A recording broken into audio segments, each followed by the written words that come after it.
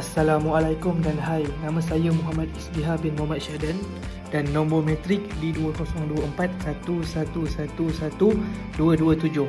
Baik, pada hari ini saya nak menceritakan kepada anda semua bahawa media sosial juga boleh membawa mudarat jika tidak digunakan dengan betul. Kesan buruk media sosial yang pertama ialah ketagihan media sosial. Media sosial boleh menyebabkan ketagihan tanpa disedari apabila seseorang terlalu kerap menghabiskan masa dengan telefon.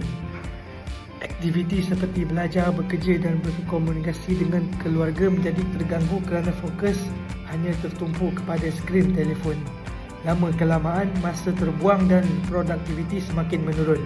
Walaupun seseorang merasakan dirinya hanya scroll sementara, tetapi hakikatnya sudah berjam-jam lalunya.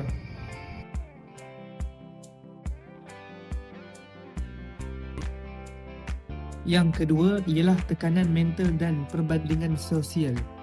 Media sosial juga boleh memberi tekanan mental apabila pengguna sering membandingkan kehidupan sendiri dengan kehidupan orang lain yang kelihatan sempurna di dalam talian. Contohnya seperti di Instagram, TikTok, Facebook dan sebagainya. Gambar dan video yang dipaparkan tidak semestinya realiti sebenar.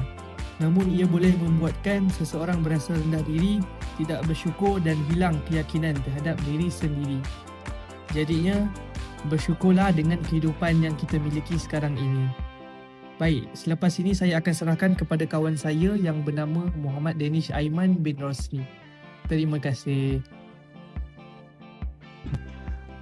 Assalamualaikum dan hai semua, nama saya Muhammad Danish Aiman bin Rosni dan nombor matrik saya ialah D2024 11111226.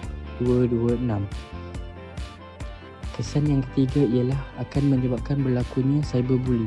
Cyberbully merupakan salah satu kesan buruk media sosial yang serius, di mana individu boleh menerima komen negatif, hinaan atau ugutan secara terbuka. Keadaan ini boleh menjejaskan emosi massa, menyebabkan rasa takut, sedih dan tertekan. Dalam kes tertentu, cyberbully boleh membawa kepada masalah mental yang lebih serius jika tidak ditangani dengan betul. Dan kesan yang terakhir ialah penyebaran maklumat palsu atau dikenali sebagai fake news.